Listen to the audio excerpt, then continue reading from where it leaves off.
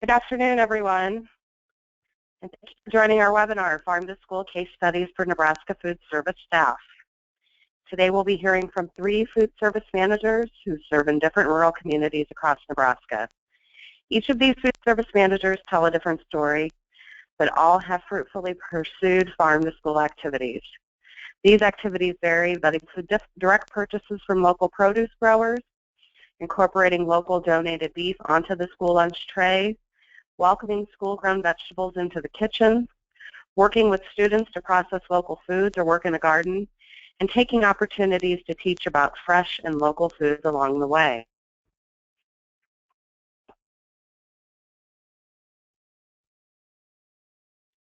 My name is Sandra Renner, and I am a program specialist with the Center for Rural Affairs based out of Lyons, Nebraska.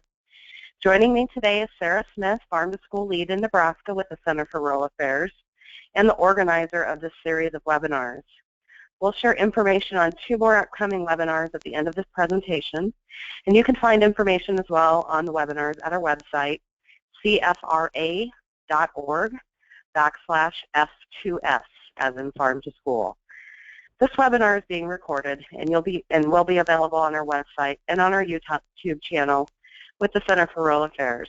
After the webinar, we'll share the link for the webinar with you, as well as links for presenter PowerPoints and any additional resources. So before we get started, please keep in mind that should your audio be struggling, you are able to switch from your computer mic and speaker to phone in, and you can locate the audio panel within your webinar control panel. Select the telephone button and the directions will appear. Also, I'd like to draw your attention to the control panel on your screen. Please feel free to ask questions throughout the webinar by typing your questions into the question box at the bottom of your control panel. We will have time at the end of the webinar for presenters to answer these questions.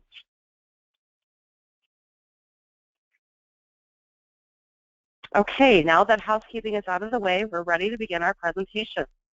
First up, we'll hear from Sarah with a general but very exciting overview of Farm to School in Nebraska.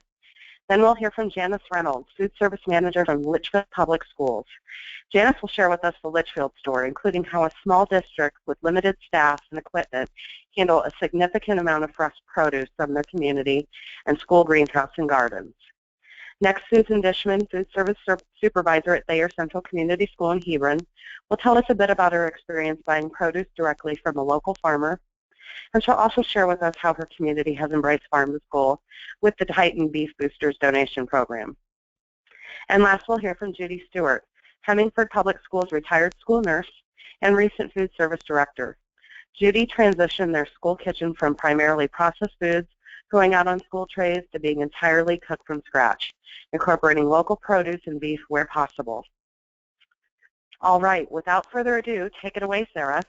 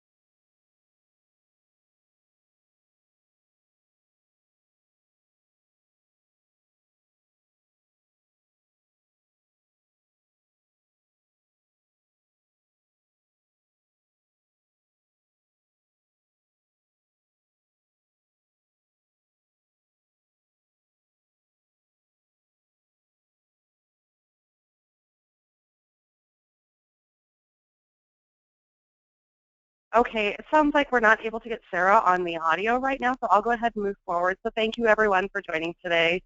It's a real privilege to have this wealth of food service experience joining us today to share their stories. And there's no better time for us to be kicking off this series of webinars than right now in October. It's Farm to School Month. Back in September, Governor Pete Ricketts signed a proclamation declaring October as Farm to School Month in Nebraska.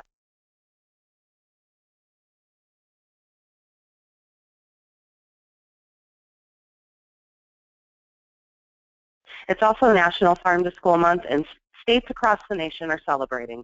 For example, just today at noon local time, hundreds of schools and thousands of students participated in an apple crunch. It's an event where everyone takes a bite out of the local apple at the same moment. You could almost hear the crunch even out here in rural Nebraska. You'll see in the picture joining us at the proclamation was a school administrator, ag educator, student, farmer, rancher, Nebraska Department of Education, and a school food service director. Farm to School includes everyone, and Farm to School Month is an excellent time to get involved.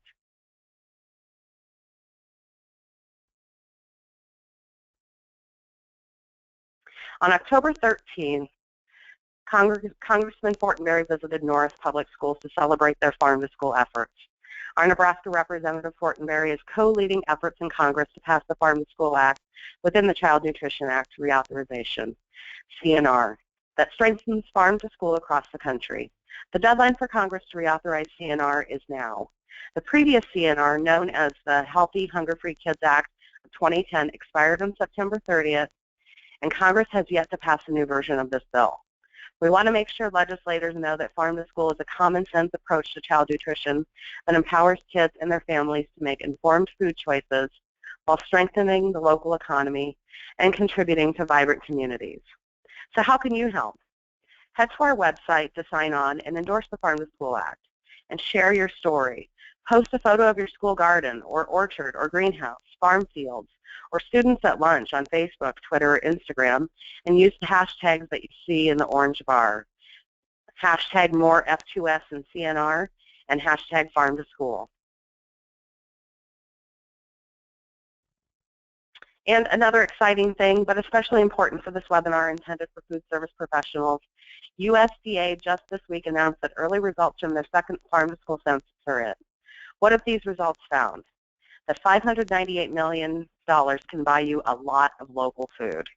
Preliminary data indicate that school districts across the country invested more than $500 million in local foods in the 2013-2014 school year.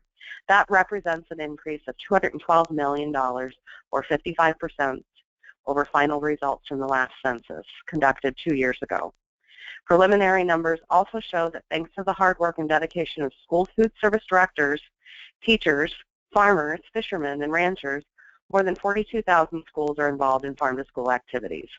Whether through buying local foods, building school gardens, or taking a field trip to a local farm, these programs improve child nutrition and provide dynamic educational experiences for students, all the while providing new market opportunities for local and regional farmers.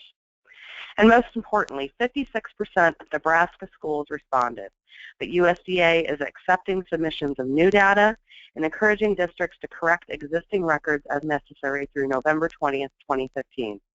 Just follow the 3 easy steps outlined on their USDA site that you see here to find your district, check your record, and either update your data or make a new entry. After the submission period is closed, they will retabulate the numbers and begin releasing final results early in 2016.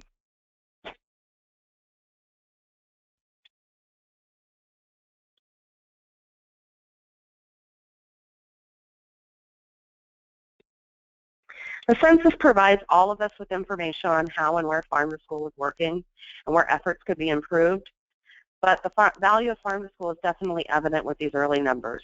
For instance, positive benefits that have so far been reported include reduced plate waste, improved acceptance of healthier school meal patterns, increased participation in school meals programs, lower school meal program costs, and increased support from parents and community members for healthier school meals.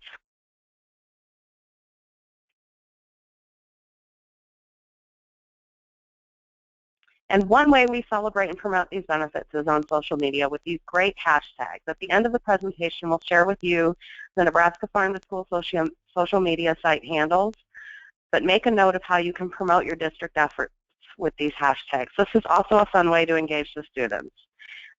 We're most excited about an opportunity to showcase colorful and lovely school lunch trays and are encouraging students to take a picture of their school lunch and share on social media with the hashtag Thanks Lunch Lady. You all deserve the recognition. And here you'll see a photo too of students at the Fremont After School program as they harvested some of their produce during the summer program this year prior to their mini farmers markets.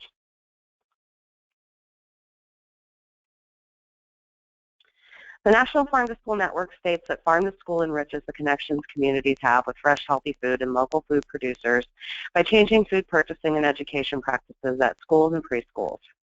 This is basically done in at least one of the three following ways. Procurement. Local foods are purchased, promoted, and served in the cafeteria or as a snack or taste test. Education. Students participate in education activities related to agriculture, food, health or nutrition, and school gardens. Students engage in hands-on learning through gardening.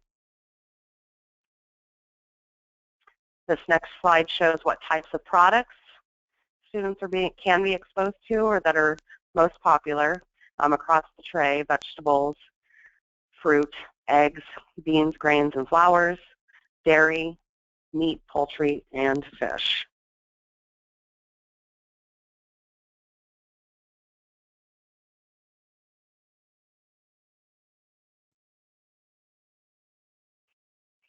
And defining local is up to each school.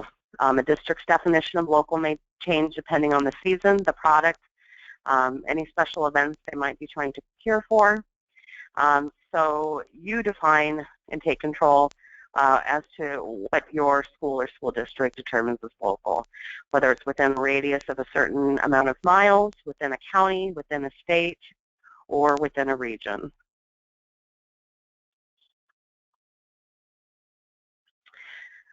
Where to get local foods.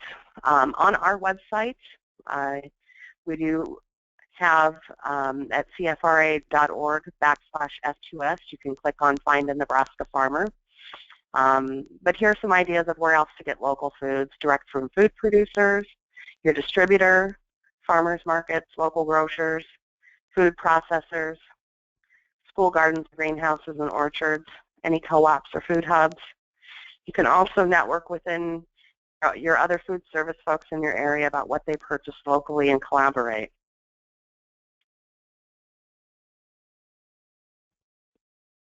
Again, here on the Center for Rural Affairs site, if you go to our Farm to School landing page, you'll just click on our food producers map, which is labeled Nebraska, Find a Nebraska Farmer. There's UNL's Buy Fresh, Buy Local directory. The Nebraska Department of Agriculture has our Best to You listing guide, and there are local food distributors like Lone Tree Foods or the Nebraska Food Cooperative that you can also source from.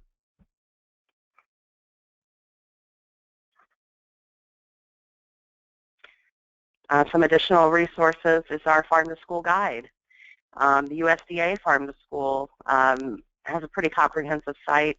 You'll also receive fact sheets, a procurement guide, and the National Farm to School Network is also a wonderful resource, along with the Nebraska Department of Education and Nutrition Services. And you can sign up for a newsletter at www.cfra.org/farm-to-school, or F2S, excuse me. And we will keep you posted on upcoming resources, funding, additional webinars, as well as other resources for procurement highlighting producers and schools and what they are doing.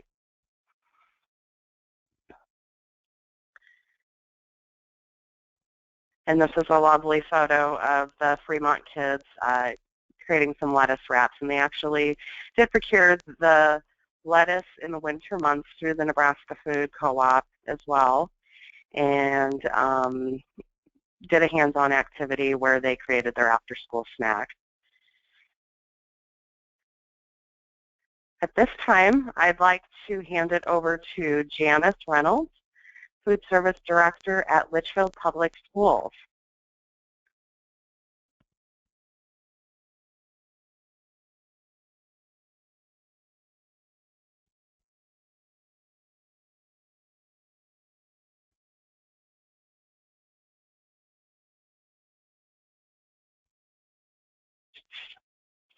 This is Janice Reynolds from Litchfield Public School. I'm the food service manager here at the school. Litchfield is a town a little less than 300, and we have about 100 students in our school. Our history from farm to school practices was started before I even came on board to school. We've always bought from local farmers, such as melons in the fall. I also, when I started, would continue on with farmers market to buy things that are local and fresher. I have found that many times they are less expensive than even buying them from your distributor. I also have had community or parents that have sent things to school out of their garden, and I also have raised things in my own garden to bring to school. From there, about 4 years ago, we started our own school garden. It was really fun because the kids were able to plant the garden in the spring before they finished school for the year, and then the summer school kept it going, watering and weeding throughout the summer. Then in the fall, when the students came back, they were able to harvest the things that they had grown, such as carrots and beets, cucumbers, tomatoes, and they even had things that they were able to use in the classroom, like pumpkins and gourds. They also raised sunflowers, which they then had a reading program that they would go out and read in the sunflower garden. And when the sunflowers matured, they harvested the seeds and brought them in and made sun butter. So it was a good learning experience in itself. From there, we were trying to come up with a way to build a greenhouse. We had a local business that needed a community project, Trotter's Fertilizer, and they came on board with us and built a greenhouse that the school is able to help with. When they built it, the students were able to go down and help get the pots ready and plant the plants. Then they were scheduled to go down weekly or a couple times a week to help work it.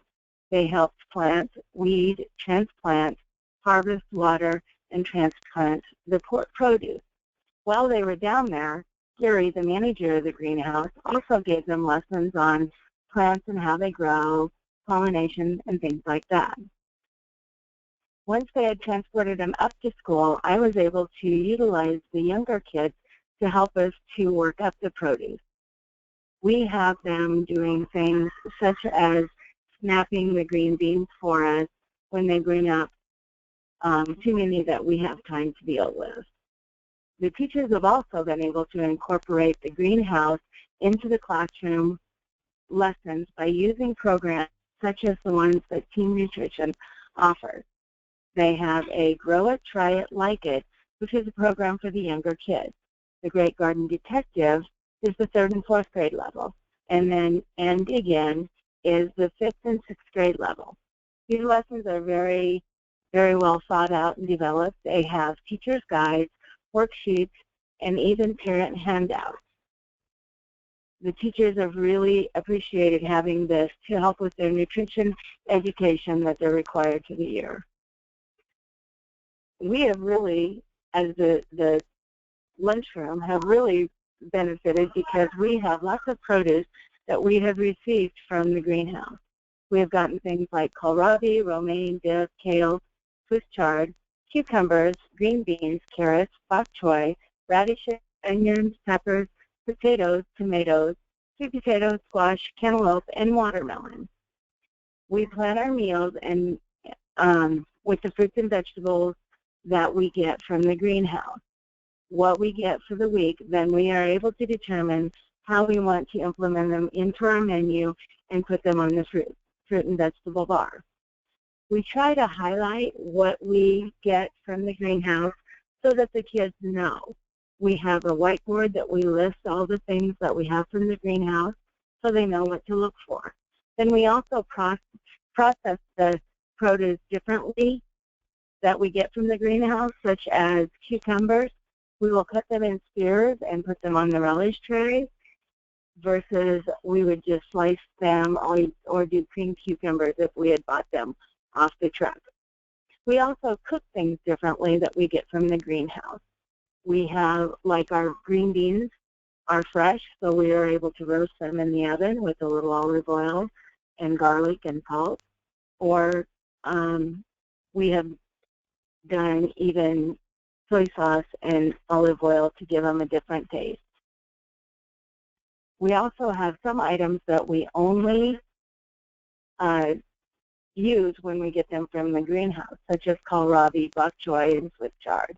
We've been able to do different things with them. The kohlrabi we use as a fresh vegetable on our produce or on our relish tray. The bok choy we have used in salad, or we have sauteed it and added it to our stir-fry vegetables for our Asian meals. And then the Swiss chard we can also use in with our romaine lettuce mixture that we have. We also, when we get a new item, we announce it to the students so that students know that we have something new from the greenhouse for them to try. And they're always very excited for the new things that they can try since they were the ones that helped with it. When we get different things, we also use them in our afternoon fruit and vegetable program. That way we are able to give some to every grade school and junior high student so that they definitely have a chance to try them and see how they like them. This is a program that everybody wins. The students are excited to help out with the greenhouse. They have learned lots of fun things about plants and growing them. The teachers have easier lesson plans, and they find it's easier to motivate the students when they're involved. They have even commented that sometimes, they can tell that the kids have just checked out mentally for the day, but if they take them down to the greenhouse and they get to work down there for a while, when they come back, they're ready to sit down and learn and pay attention to their lessons more. The students have also been very willing to try the new vegetables that they have helped growing, and the consumption has risen on the salad bar tremendously. The parents have learned from the school and their kids throughout the year. We have the school newsletter and the website for the school that we are able to put things on for them to look at. And also last spring we did an open house for the greenhouse. The 5th and 6th graders each took one of the produce that was being raised at that time and did a report on it. So the night of the open house, they stood by their product and they were able to tell them the history of the product, what it is used for, and even the nutritional value. We also did a taste testing that night, so the public was also able to try the different produce that the greenhouse had raised. But throughout everything, the biggest winners are the lunch program and the kids. We have a larger variety of produce to offer, much more nutritious things to offer, and also the students are eating more of the vegetables and healthier food. I thank you for your time, and I will turn this back over to Sandra.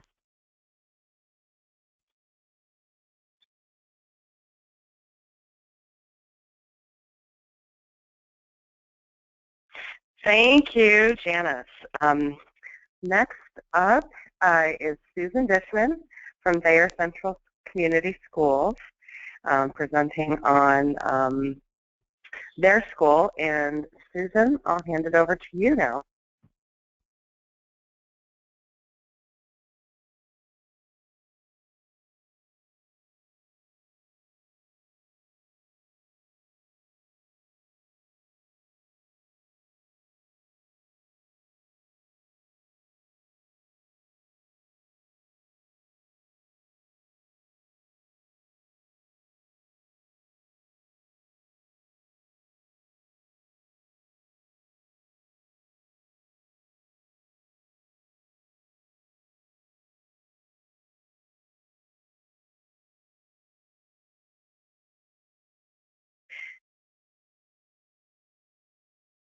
Okay, looks like we're going to switch over to Judy Stewart at Hemingford first to talk about their Healthy School Food Program. Go ahead, Judy.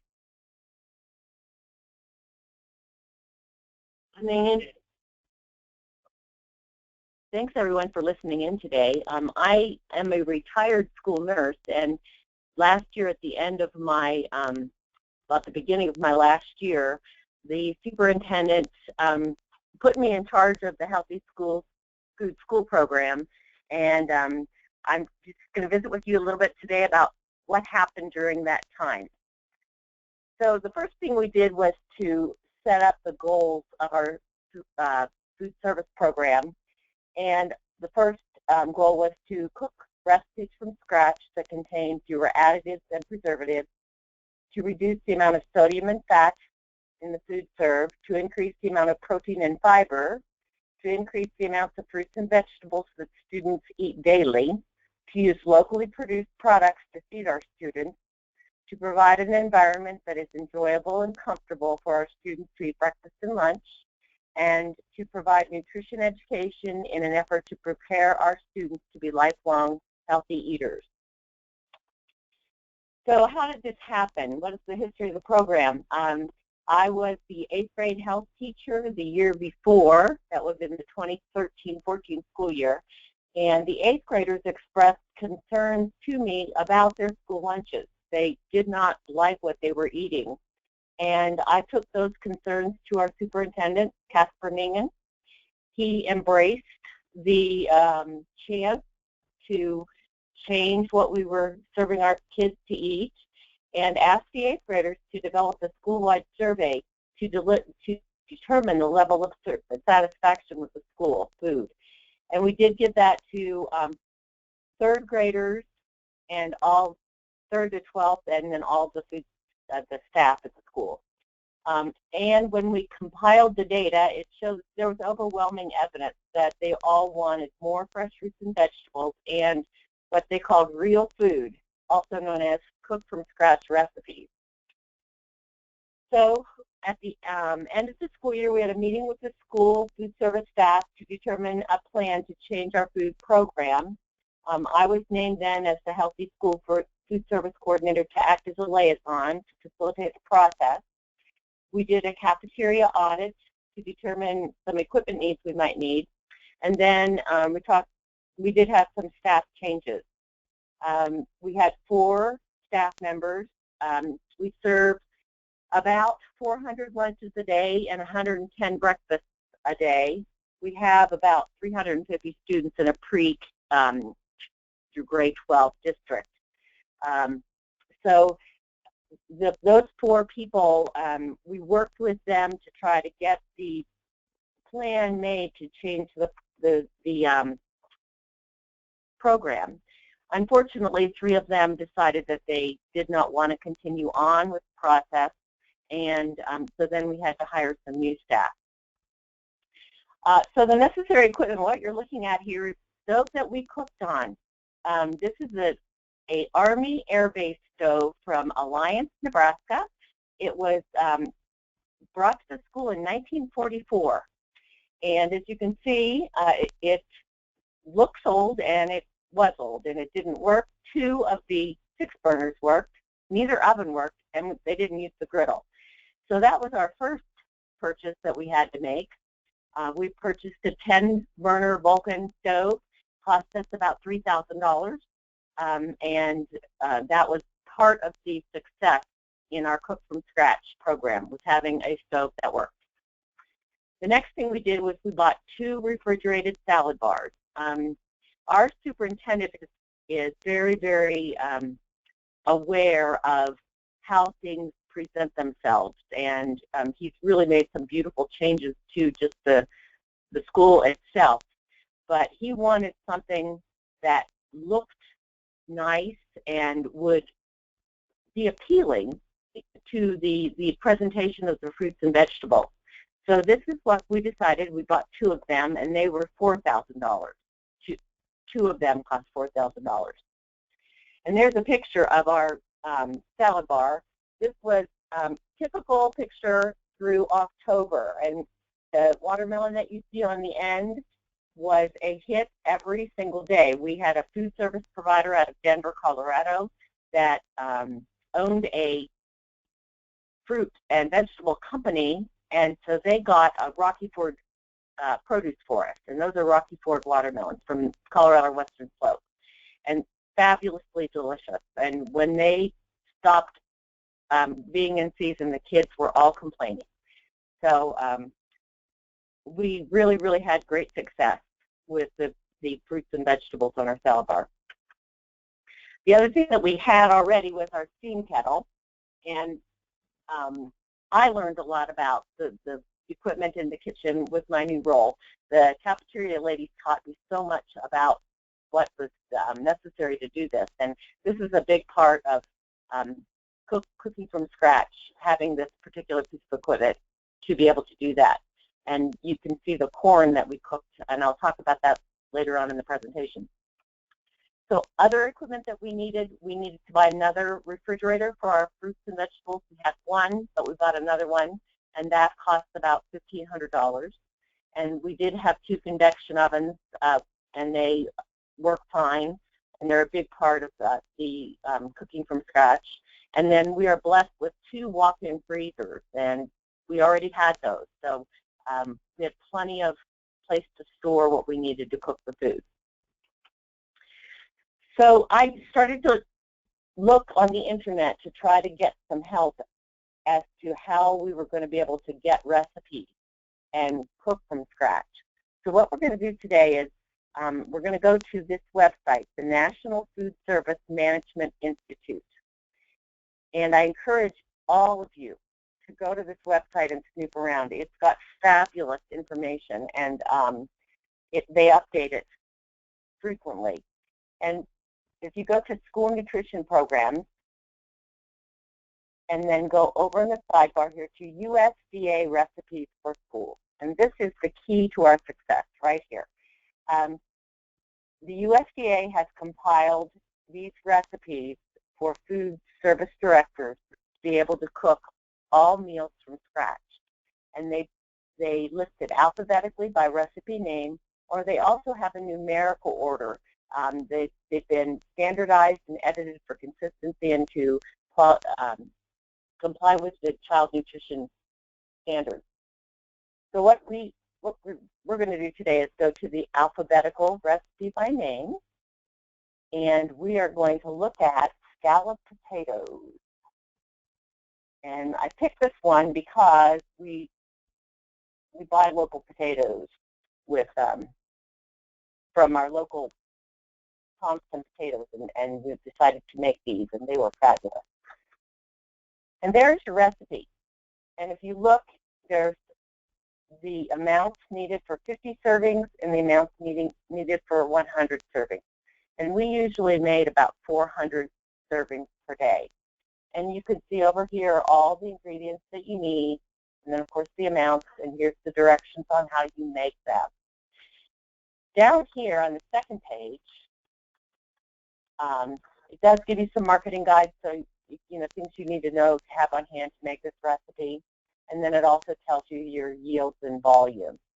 And for your child nutrition standards, it tells how much and what part of the meal pattern it provides. So 1/2 of a cup or a number 8 soup would provide a 1/2 cup of vegetable in your meal pattern.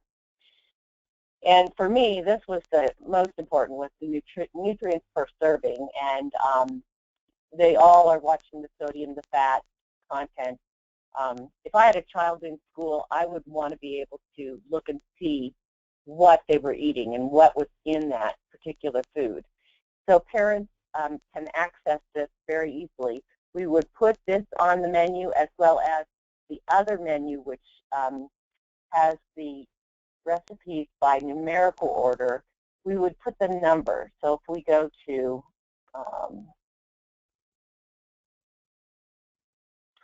vegetables, scalloped potatoes using dehydrated or fresh. So that number is 1-16A.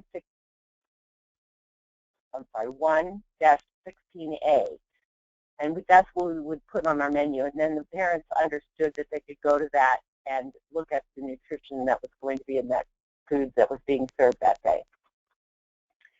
Okay. Let me get out here.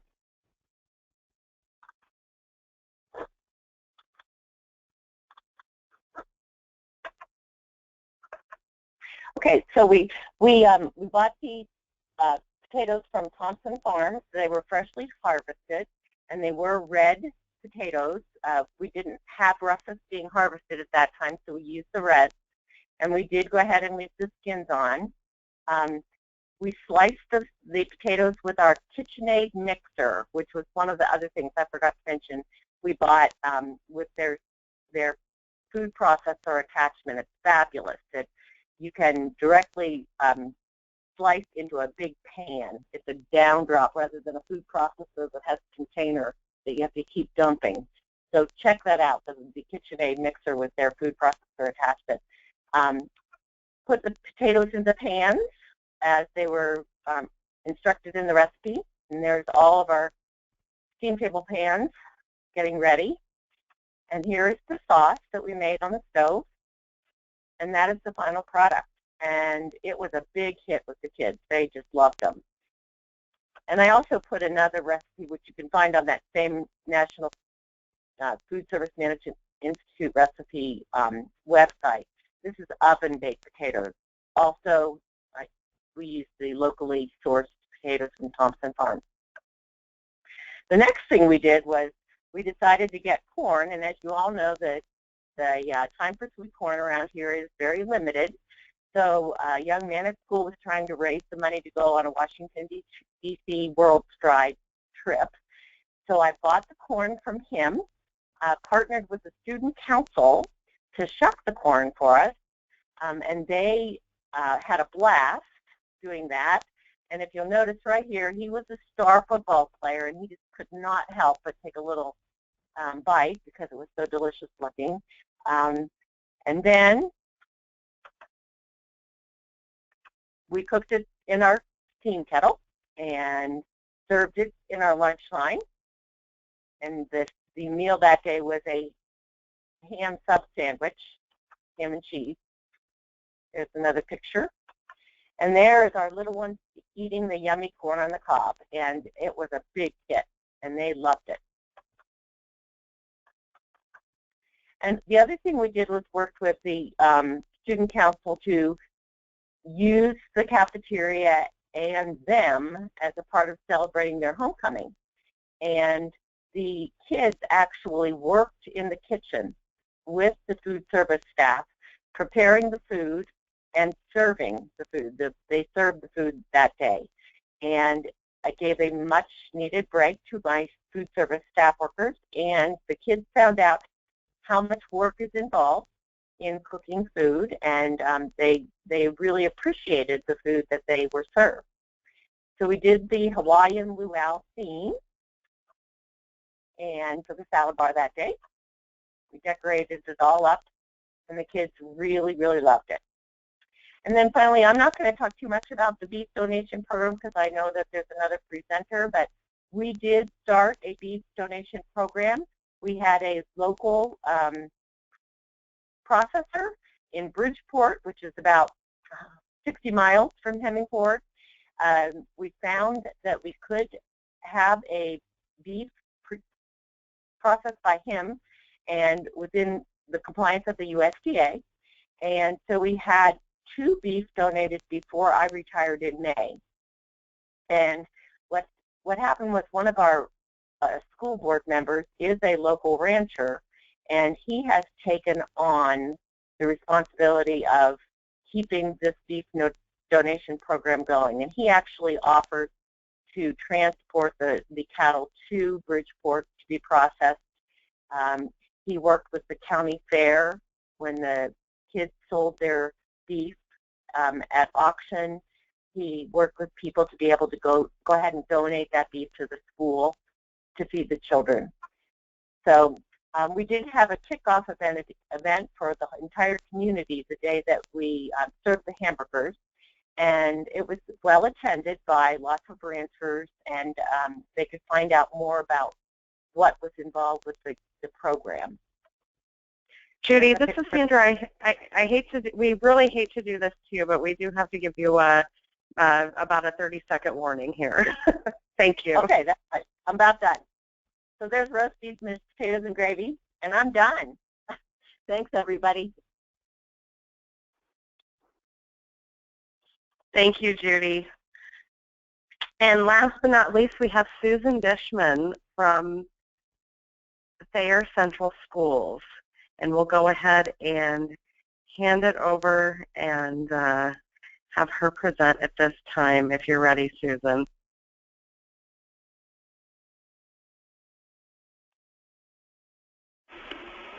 All righty.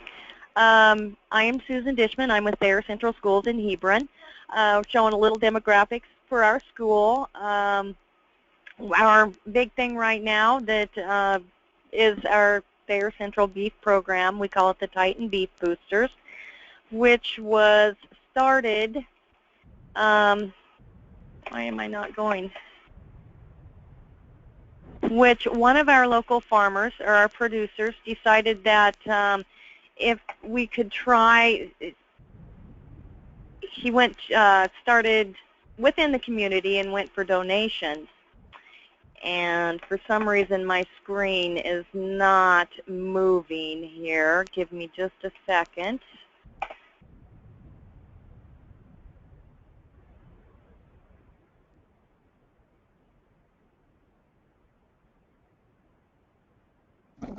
All right, now let's try this. But Rob Marsh went to the people in the community to see if how their response would be to donating beef for our school. And what started off as we were hoping for maybe a donation of possibly 10 beef or so, and maybe $6,000 escalated into much more. Right now we are looking at 3 years possibly on our beef with our processing charges and the beef itself.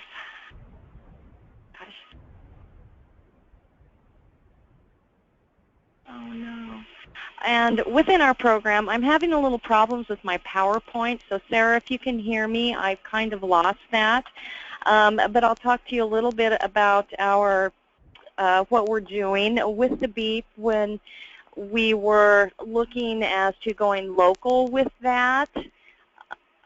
We kind of had to look out a little bit farther because what I needed here at the school and what my local people could do for me, they just couldn't make my pack sizes the size that I needed.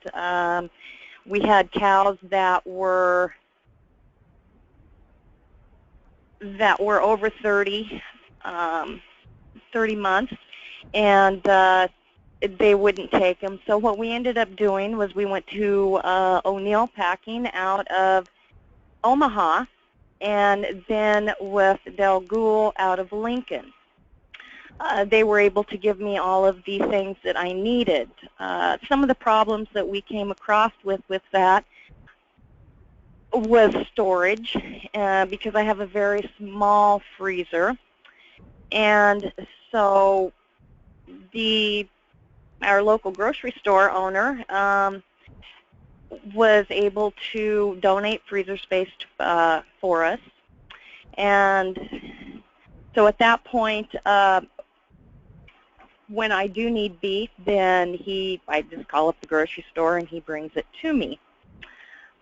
I do also purchase local produce, and with that local produce, I have went out and I visited the farm where this produce was being grown, and then I have a very personal relationship with my local farmer, and I just basically call him up on Friday and tell him what I'm going to need, and he will deliver that to me on Monday. And he does go out and pick that fresh on Monday morning before he brings it to us. We also, when it comes to serving that local produce, we serve most of that produce fresh. We do some sweet corn about twice a year. We will do the sweet corn, and with that we'll get the FFA group will come up and they will help us shuck that corn and get it ready to serve. We don't have, I have like a sun-kissed sectioner, and I've got some vegetable dicers to help with slicing and dicing of those vegetables. As for what products I wanted, I just, there again, visit with my local farmer, tell him what I'm interested in, let him know about the quantities. Procurement-wise, I go to my distributors and check their prices, and most of the time my local farmer is very, very comparable. A lot of things he will go be less on, which is good.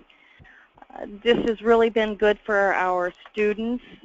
They take, I would say, a little ownership in it, knowing that they're eating local beef. A lot of the students, their parents have donated, or they know somebody that's donated, and then those two with the local produce, they're really excited. On my menus, I have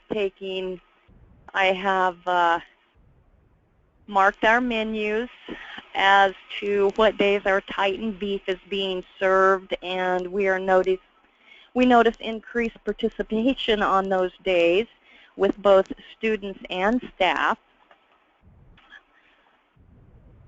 We also have the educational unit that has been brought into that, working with the Nebraska Beef Council. They have come in and done in-services with our teachers, and the teachers in turn take that and go into classroom lessons. They're doing farm field trips. This year, as the first year since I've been here, that we now have ag classes, and we also have the local FFA chapter, and they're working a lot with the local beef program. One of the things too, I'm thinking about the beef component here, the slaughter, finding the place to slaughter, who's going to process it, what kind of cuts that you want. We have chosen to go with stew meat, ground beef, and hamburger patties. We do have some special occasions that we've got some roasts that we're going to do the roast. The transportation, how it's going to be transported. In our case, Del Ghoul actually delivers it to the grocery store. So that's kind of nice. We don't have to worry about that.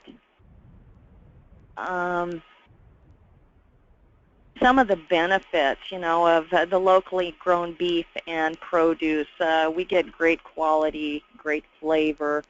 The sense that, it's the community, it's building that community pride within our school, within our community. It's increasing the participation in the school lunch program.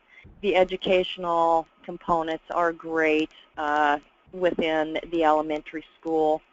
Increased awareness, of course, where the food comes from. It just connects the whole community together and builds a bond between the school and the community.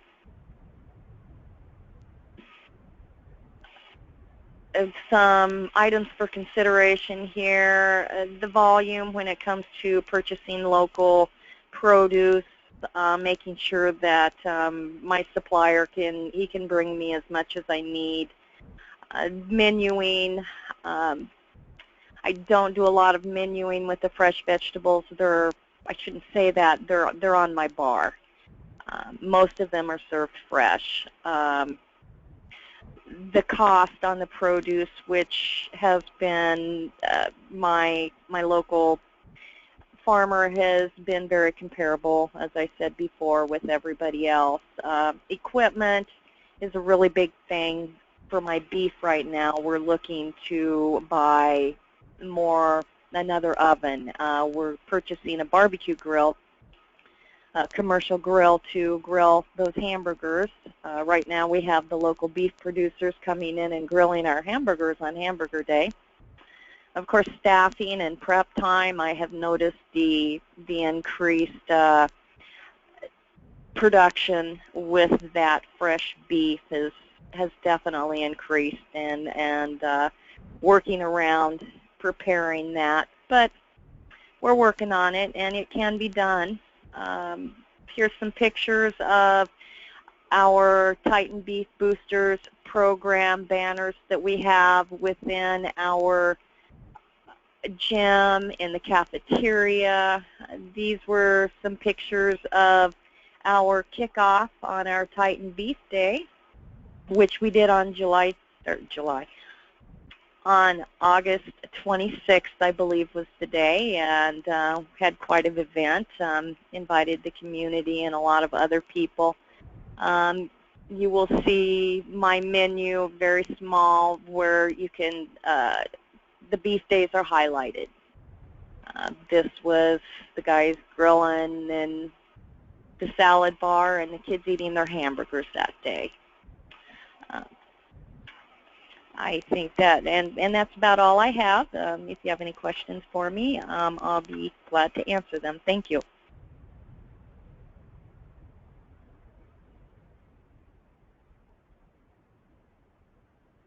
Thank you so much, Susan.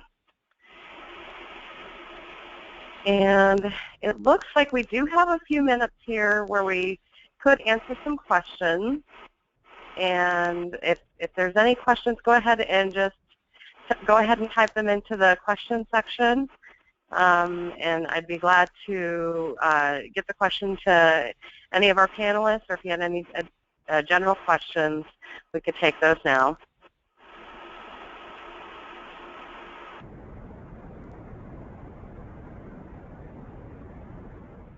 While we're waiting on that to see if any questions pop up, I will just go ahead and let you know about some upcoming webinars that we are hosting here later on in the month in the beginning of November. Our next webinar is for farmers and ranchers to reach a new market, the sales to schools, on October 27th. We'll be hearing from Donna Hanley at Nutrition Services and the Department of Ed, Nebraska Extension, and from a producer on that one. And then on the 11th of November, we'll be hosting another webinar for farmers and ranchers, learning an easier way to make the school connection through food distribution centers, direct purchase from farms, as well as food hubs. Doesn't look like we have any questions. So I'll just move it along here. Here's some contact information. Sarah Smith, our Nebraska Farm to School lead, was here in spirit with us today, could not get on through the audio. If you have any questions or would like some additional information about something that you heard here today, feel free to email, call her. You can also visit us on the web at www.cfra.org/farm-to-school. You can find us on Facebook at Nebraska Farm to School, and on Twitter at CFRA, which is our Center for Rural Affairs Twitter handle. The Center for Rural Affairs is also on Instagram at Rural Nerd. And again, those are the places where you can tag your photos and your activities during Farm to School Month, to thank your lunch lady during Thanks Lunch Lady, and also reach out to us and find resources and connections. You may also sign up for our newsletter on the website when you visit our Farm to School page there. I want to thank our panelists for joining us today. And thank you all so much for attending and for your time. And we'll go ahead and wrap it up here today since there's no questions. Thanks.